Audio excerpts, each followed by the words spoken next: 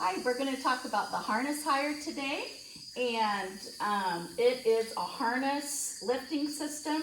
So if you need help when harnessing your draft horses, it attaches at the hang strap, at the back pad, and also at the spider ring in the back. So it gives it 3 points of hooking up, and that levels out the bar that's on top.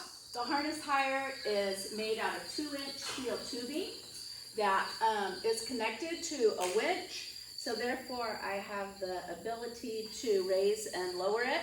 So now I'm going to raise it up to the horse. And then with its swinging arm, it'll swing over its back.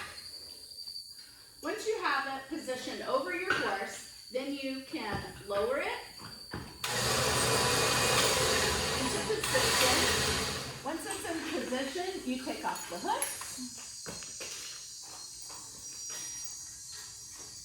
And then you can get that out of the way.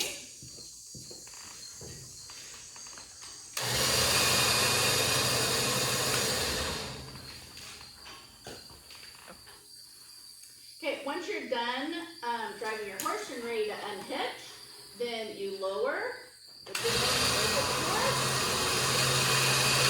Just enough where it reaches his back.